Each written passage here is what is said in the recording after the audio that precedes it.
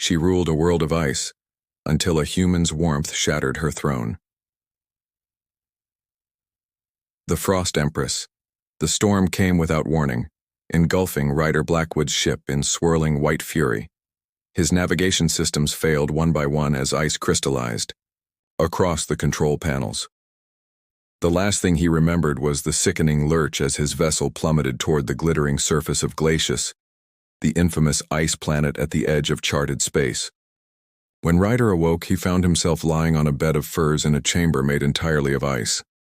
Not rough, cave-like ice, but perfectly smooth walls that gleamed like polished diamond. The ceiling arched high above him, carved into delicate patterns that caught the light from unseen sources.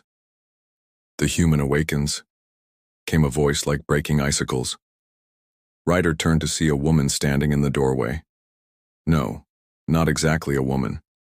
She appeared human in form, but her skin was pale blue, almost translucent, with intricate frost patterns swirling across her exposed arms and face. Her hair fell to her waist in silver-white waves that seemed to float as if suspended in water. Most striking were her eyes, pale, luminous blue with no visible pupils glowing with an inner light. "Where am I?" Ryder croaked, his throat dry from the cold. "You are in Chrystalis, my palace," she replied, gliding rather than walking into the room. "I am Neferi, Empress of the Eternal Ice, and you are trespassing." Ryder tried to stand, but found his limbs stiff with cold. "I didn't exactly choose to crash here, your frostiness." A flicker of something, surprise perhaps, crossed her perfect features. "You mock me, human. Name's Ryder, and no, just making conversation while I figure out why I'm not dead." Neferi circled him slowly, ice crystals forming and dissolving in the air around her with each breath. "Your vessel breached the protective barrier around my realm. By rights, you should have frozen solid before impact." "Lucky me," Ryder muttered, rubbing his arms for warmth. "Not luck," she said, stopping directly before him. "Curiosity. It has been 3 centuries since a human last visited Glacius." Ryder stared at her, noting how the light seemed to pass through her skin in certain places. "You don't look 300 years old." "I am much older than that," Neferi said with the faintest curve of her lips. "Time moves differently for those born of the deep frost." She extended a hand and Ryder flinched, expecting the burning touch of extreme cold. Instead, her fingertips merely felt cool as they traced his jawline. "Fascinating," she whispered. "You radiate heat like a small sun." Ryder noticed something strange. Where her fingers had touched his skin, the frost patterns on her own hand receded slightly, revealing deeper blue beneath. "Your ship is beyond repair," Neferi said, withdrawing her hand suddenly. The crystal guard recovered what they could before the wreckage sank into the ice sea. "So I'm stuck here?" Neferi's expression remained impassive, but Ryder thought he detected a hint of satisfaction in her voice. "Until the great thaw, which will not come for another 70 years. 70 years? Ryder struggled to his feet, ignoring the painful cold that shot through his legs. "I can't stay here that long. I'm human. I'll freeze or starve. Yet here you stand, warm-blooded in the heart of my ice palace where no human should survive." Neferi gestured, and a flurry of snowflakes formed, a swirling path to the doorway. "Come, if you are to be my guest, for the foreseeable future, you should understand where you are." As Ryder followed the Ice Empress through corridors of gleaming crystal, he noticed how the other inhabitants, tall, slender beings with the same blue-tinted skin, shrank back from his presence, whispering behind frozen hands. More disturbing was how they looked at Neferi, with fear, yes, but also with watchful suspicion. And even more concerning was the trail of minute water droplets forming behind the Empress wherever Ryder drew near to her, as if his mere presence was causing the unthinkable. He was making the Empress of Ice melt. Thawing barriers. Neferi's palace was a vast labyrinth of ice and crystal, reaching impossible heights and depths within the frozen planet. As she guided Ryder through towering corridors, he noticed how the walls seemed to pulse with an inner blue light, as if the entire structure were alive. "This place," Ryder said, his breath clouding before him. It's not just ice, is it? Neferi paused at a balcony overlooking an enormous central chamber, where dozens of frost beings moved in silent, synchronized patterns. Crystallus is formed from what your scientists might call living ice, consciousness frozen into form. Below them, the frost beings were crafting intricate sculptures with merely a gesture of their slender hands. Ice flowed like water at their command, freezing instantly into new shapes. And these are your people? Ryder asked. My subjects, Neferi corrected. The Glacian court serves the eternal ice, as do I. A tall, severe-looking male with elaborate frost patterns across his face approached and bowed deeply. His eyes, unlike Neferi's luminous blue, were sharp silver. Empress, he said, voice crackling like breaking ice. The human's presence disturbs the deep harmonies. Sentinel Joran reports fluctuations in the outer rings.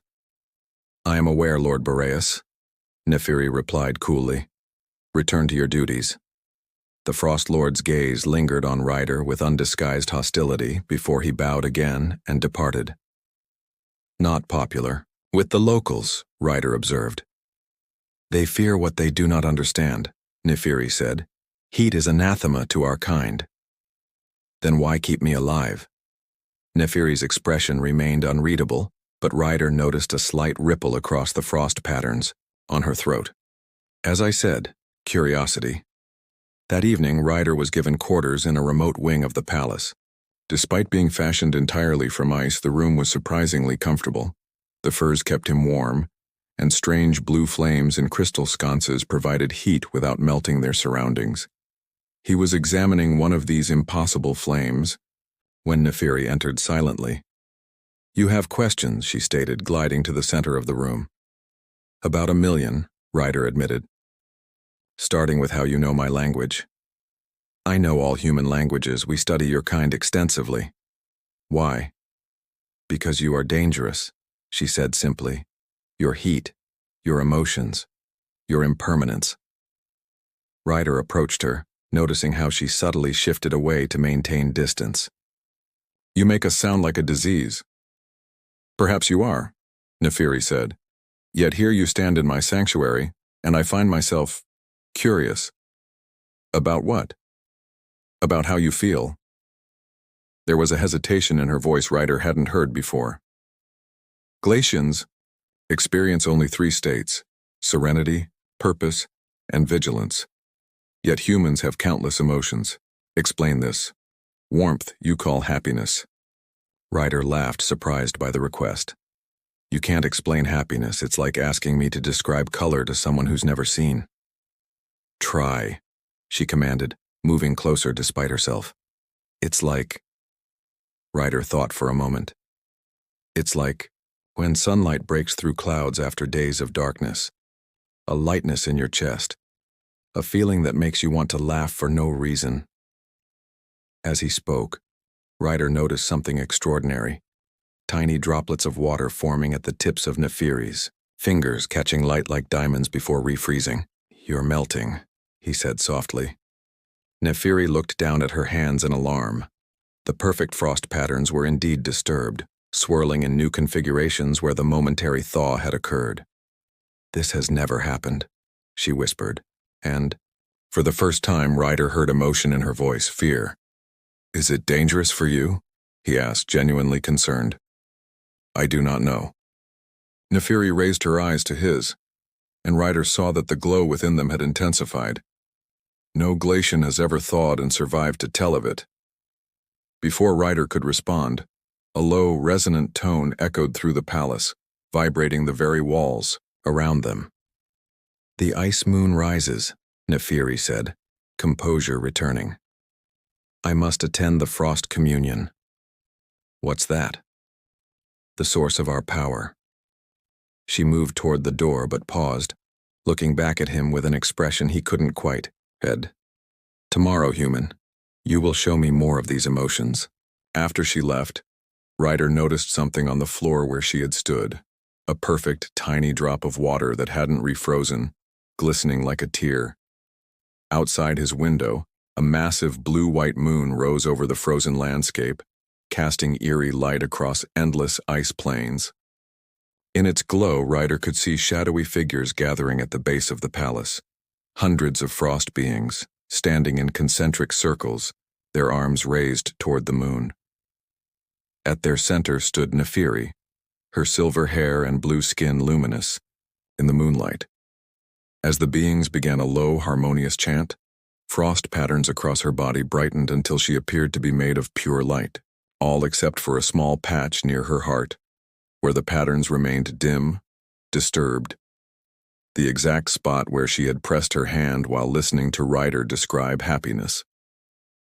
Something was changing in the Empress of Ice, and Ryder suspected neither of them was prepared for where it might lead. The Frozen Court rebels. 3 weeks into Ryder's stay on Glacius, the changes in Neferi became impossible to ignore. The frost patterns across her skin, once perfect in their symmetry, now swirled in chaotic new configurations after each visit to Ryder's chambers. More alarming to her court, the Empress had begun to exhibit behavior they could only describe as erratic. She laughed, a sound never before heard in the Ice Palace.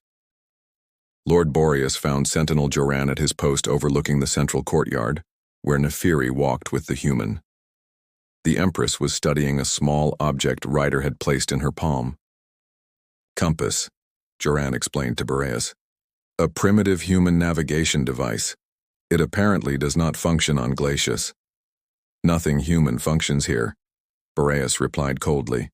Except it seems their corrupting influence. Below, Neferi touched the compass with a fingertip, and to their horror, a tendril of actual steam rose where her now warmer flesh met the metal. The thawing has begun, Joran whispered. If it reaches her core, summon the Council of Frost, Boreas commanded, tonight while she communes with the ice moon. You've never eaten? Ryder asked incredulously, as they walked through a garden of ice sculptures that mimicked trees and flowers with impossible delicacy. Glacians absorb energy from the ice moon, Neferi explained. Consumption, as you understand it, is unnecessary. But don't you get curious? About taste, texture, pleasure? The word pleasure seemed to echo between them. Neferi stopped, looking at him with newfound intensity. Show me, she said.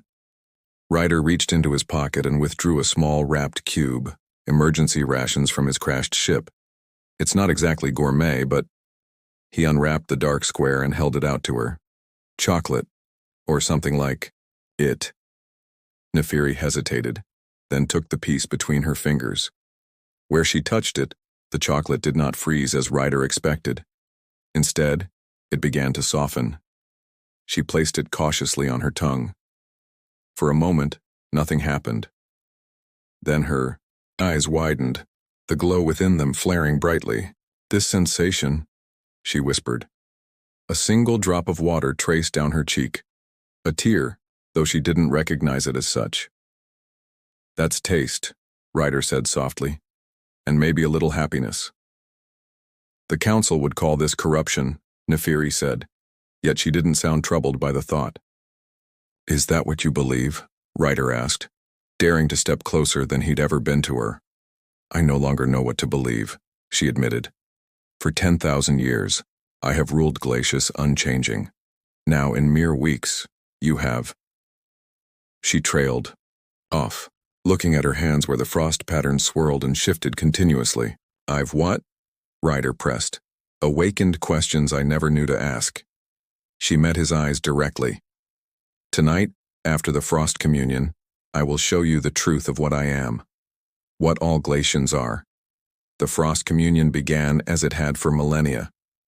The ice moon rose, massive and luminous, over the frozen plains. The Glacian court assembled in their ritual circles, channeling the moon's cold energy through their bodies into the planet's core. But this night was different. As Neferi took her place at the center of the circles, Lord Boreas and 7 elder Glacians moved out of formation, breaking the sacred geometry of the ritual. Empress Neferi, Boreas's voice rang out. The Council of Frost has convened and found you compromised by warm blood corruption. Murmurs rippled through the assembled court as Neferi turned to face her accusers. "You overstep, Lord Boreas," she said, her voice still commanding despite the visible changes in her appearance. "The evidence speaks itself," Boreas replied, gesturing to her. "Your patterns dissolve. You produce water, the forbidden state. You engage in warm blood practices." "I explore new knowledge," Neferi countered, "as is my right as Empress. Not when it threatens the eternal ice." Sentinel Joran stepped forward. "The deep readings show instability throughout Crystallis. The human must be eliminated before the damage becomes irreversible." "You will not touch him," Neferi said, and the temperature around her plummeted so severely that even the glacians stepped back. Boreas recovered quickly. "Then you confirm your corruption, Empress. The Council declares you unfit to rule." He raised his hands and ice spikes erupted from the ground, encircling Neferi in a cage of crystal.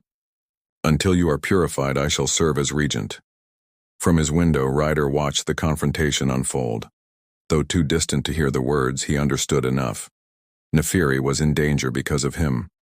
He was gathering his meager possessions, preparing to attempt an escape that might save her by removing his influence, when his door shattered inward in an explosion of ice shards. Sentinel Joran stood in the doorway, flanked by guards with ice spears.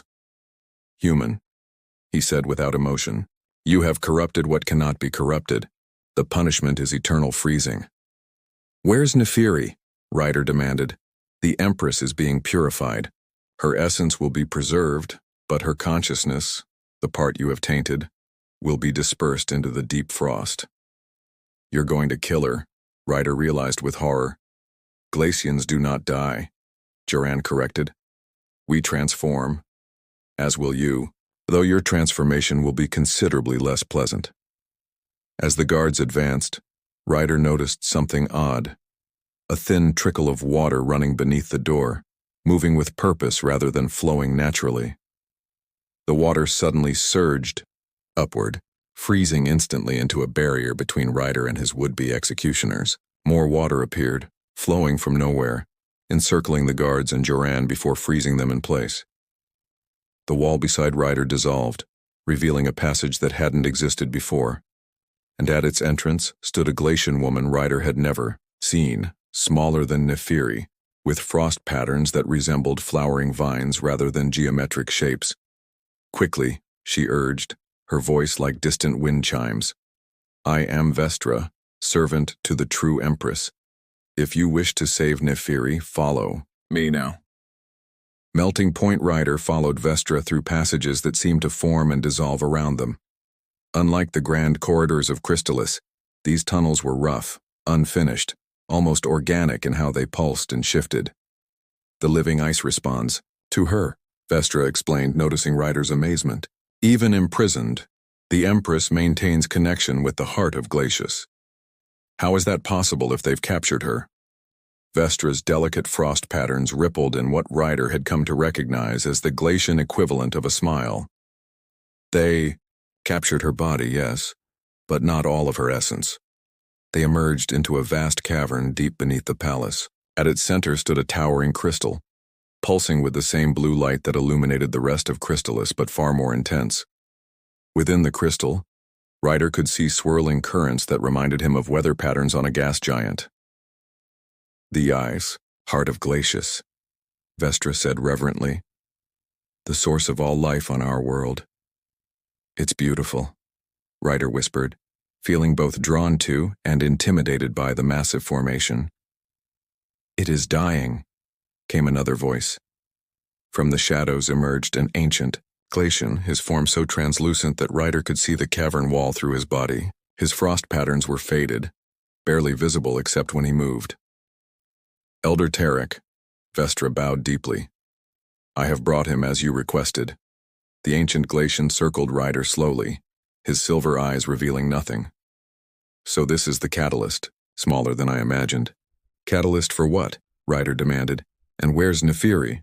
"Patience, Warmblood." Elder Tarek raised a hand toward the crystal. "First, you must understand what you have set in motion." The crystal's light intensified, projecting images into the air around them. Ryder saw stars, ships, and finally a world, Earth. Though it looked different than he remembered, its continents shaped differently. 20,000 years ago, by your counting, Tarek narrated, my kind were not so different from yours. We felt, we changed, we lived in chaos and warmth. The images shifted to show catastrophe, massive ice storms, planets freezing, populations fleeing. The great frost came without warning, engulfing our system. Most perished. Those who survived did so by embracing the cold, becoming one with it. We surrendered emotion, warmth, change, all that made us vulnerable, and in exchange, we gained immortality. Ryder watched as the beings in the projection transformed, their colorful bodies turning blue and crystalline. Neferi was the first, Tarek continued, the strongest. She sacrificed more than any of us to become the perfect vessel for the ice. She became our anchor, our empress. But something went wrong, Ryder guessed. Tarek nodded. For millennia, the transformation sustained us, but stability became stagnation. The living ice requires evolution to survive. Without change, he gestured to the great crystal, and Ryder noticed what he hadn't before. Hairline fractures spreading through its structure, tiny but unmistakable. Glacius is dying, Vestra said simply, and only Neferi can save it, but not as she is now. The frozen court doesn't understand, Tarek added. They believe perfect stillness is salvation. They do not remember what we once knew, that life requires change. And I'm the catalyst, Ryder said, finally understanding. My presence is forcing Neferi to change. Yes, your warmth awakens what was suppressed, not destroyed. Tarek placed a fragile hand on Ryder's shoulder. The first time any Glacian besides Neferi had willingly touched him. The question is whether you are willing to risk everything to complete what you began. In the highest tower of Crystalis, Neferi floated suspended in a containment field of pure cold energy. Her body was rigid, frost patterns frozen in place as the purification ritual slowly extracted her consciousness. Lord Boreas supervised personally, watching with satisfaction as the Empress's essence was drawn into a collection of ice shards, arranged in a circle around her. Soon the corruption will be purged, he told the assembled council. The human's influence will be... A tremor shook the tower strong enough to crack the perfect ice walls. The collection shards vibrated, disrupting the extraction process. What is happening? Demanded one of the council members. The human, Sentinel Duran, burst into the chamber. He's gone, and he somehow accessed the heart chamber. Impossible, Boreas snarled. Only those of royal essence can find that place. Another, stronger tremor rocked the tower. The containment field around Neferi flickered. Unless, an elder council member whispered, she guided him there. Boreas's face contorted with fury. Prepare for descent. We must stop whatever heresy they attempt. In the heart chamber, Ryder stood before the massive crystal, trying to absorb Elder Tarek's instructions. I need to enter the heart? He asked incredulously. Won't the cold kill me instantly? Not if you carry her essence, Vestra explained, holding out a small crystal shard pulsing with blue light. This fragment contains what remains of Neferi's unfrozen consciousness, the part that has been changing because of you. She managed to separate it before the council captured her, Tarek added, knowing they would try to purge it. Ryder took the shard carefully.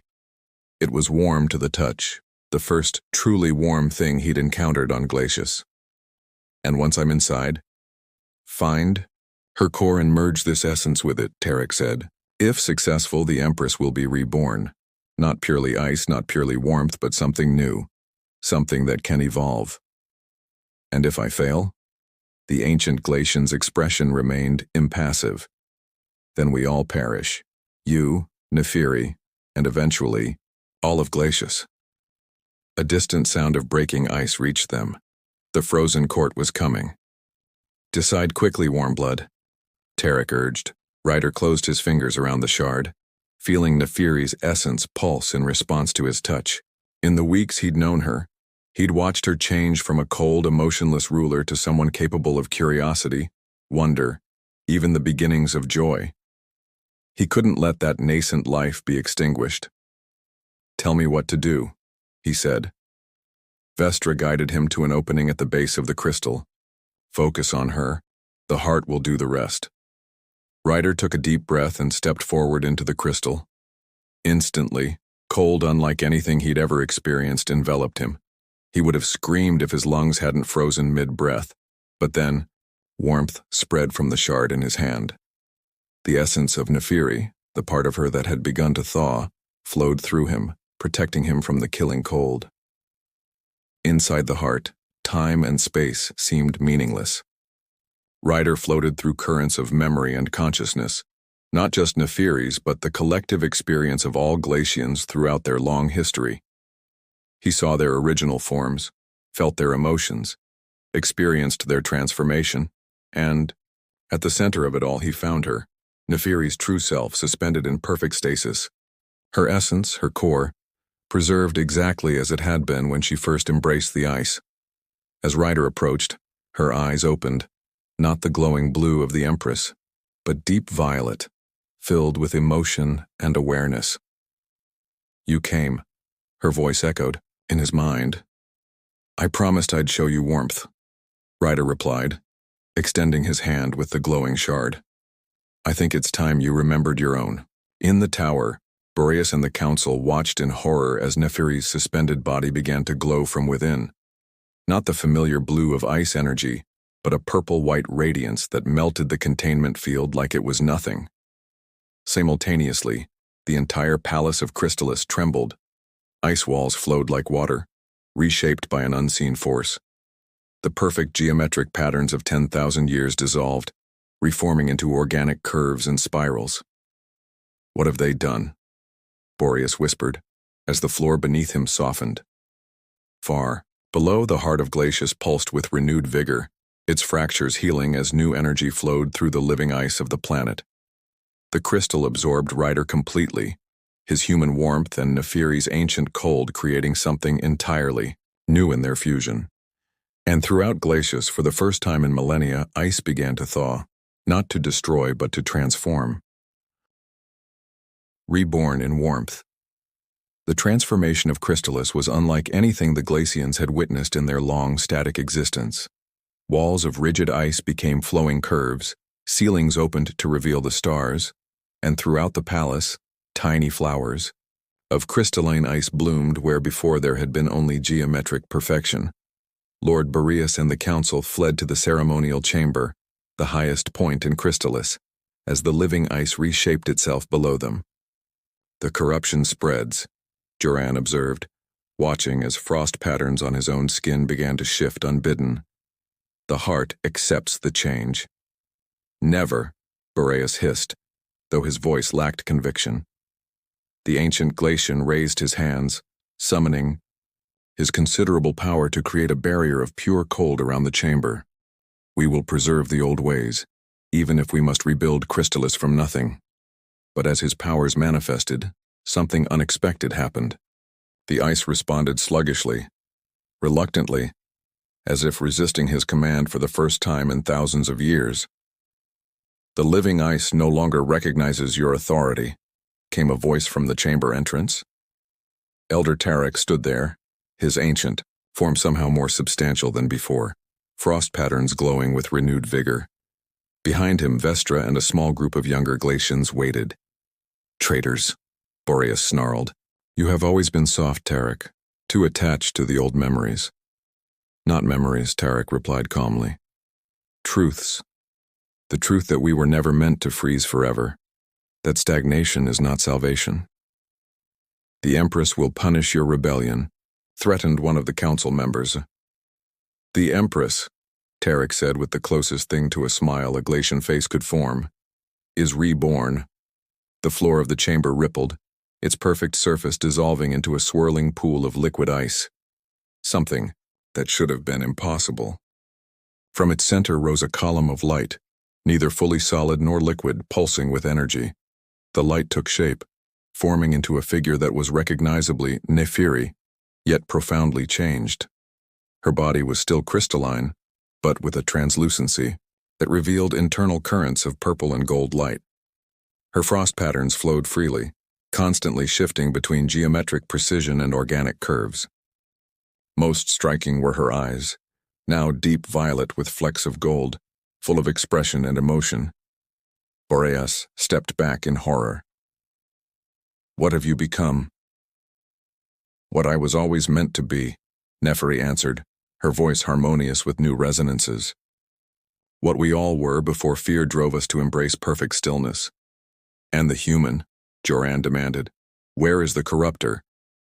Nepheri extended her hand and the swirling energy around her shifted, revealing Ryder, changed as profoundly as she was. His human form remained, but his skin now bore subtle, shifting patterns of light. His eyes held the same golden flecks as Nepheri's. "Here," Ryder said, his voice echoing strangely, as if coming from both his body and the very ice around them, and everywhere. The explanation came later after the council had been contained, not imprisoned as would have been the old way, but isolated while they adjusted to the inevitable changes spreading throughout Glacius. In the transformed heart chamber, now a vast cathedral of flowing ice and crystal gardens, Nepheri addressed those Glacians who had gathered, some eager, some fearful, all irrevocably changing. "The heart of Glacius was dying," she explained, standing beside Ryder in the center of the chamber. "Not from corruption, but from perfection. Life requires change, evolution, even uncertainty.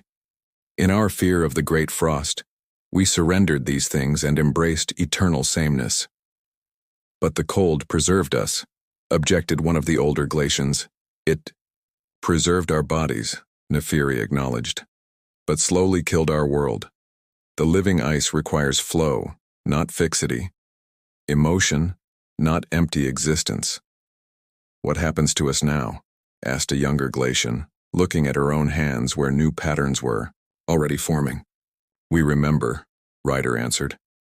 "Inside the heart I saw your past, who you were before the ice.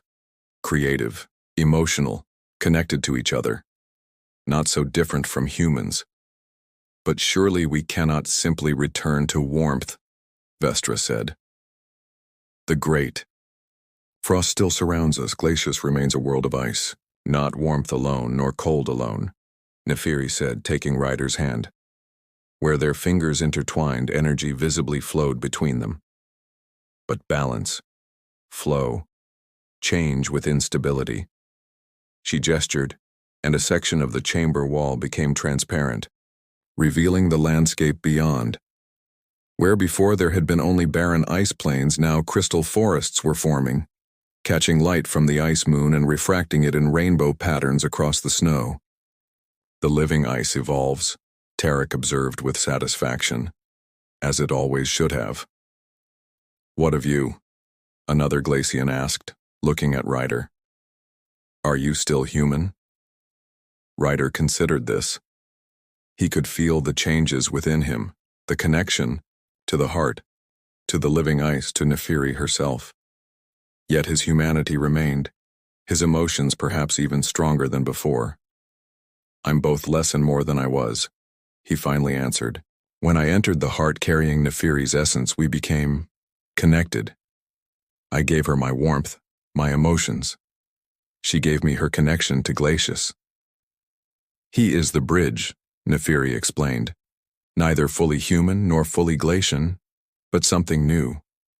Just as I am no longer simply the Ice Empress." "And the future?" Elder Tarek asked, looking between them with ancient wisdom in his eyes. "What becomes of Glacius now?" Nepheri looked at Ryder, a smile transforming her face in a way that would have been impossible mere days ago. "We create it together. We flow. We change. We live." Months passed. The transformation of Glacius continued. Not a sudden thaw, but a controlled evolution. The Glacians discovered emotions long suppressed, experienced sensations long forgotten. Some embraced change eagerly, others more cautiously, but none could resist the tide of renewal flowing from the heart. On a crystal balcony overlooking the newly formed crystal forest, Ryder found Neferi watching the twin sunset. Her appearance had stabilized into something between her former icy perfection and a more fluid, expressive form. The rigid empress was gone, replaced by a ruler who led through connection rather than command. "The first migration ships arrive tomorrow," she said as he joined her. "Humans who wish to study glacius." "Worried?" Ryder asked, taking her hand. Where once his touch had caused her to melt, now it created a perfect equilibrium. Warmth and cold in harmony. "Curious?" she corrected, echoing the word that had first drawn her to spare his life. "Your people and mine have much to learn from each other." Ryder nodded, looking out at the transformed landscape. Crystal trees caught the dying sunlight, sending prisms of color dancing across fields of soft snow. Where once there had been only silence, now the wind created music as it passed through ice formations that grew and changed by the day. "You never used your third wish," Neferi said suddenly, turning to face him. When Ryder had merged with the heart, memories and concepts had flowed between them. Among them had been the legend of the genie, a powerful being bound to grant 3 wishes, an Earth story that had amused Neferi when she understood it. "What would you wish for?" she asked. "If I could grant anything." Ryder looked at her. This being who had ruled a world of ice until his warmth had shattered her throne, who had been reborn through their connection into something neither of them could have imagined. "Nothing," he said simply. "I already have everything I could wish for." Neferi's laugh, a sound impossible in her former existence, rang out across the crystal landscape, causing nearby ice formations to resonate in harmonic response. She leaned forward and pressed her lips to his. Cool but not cold, perfect in their balance of opposing forces. In the heart chamber far below, the massive crystal pulsed in synchrony with their embrace, sending ripples of renewal across the living ice. Of Glacius, the world that had been frozen in perfection for 10,000 years continued its transformation, not into something entirely new, but into what it had always been meant to become. A world of balance, where ice and warmth danced in endless, evolving harmony.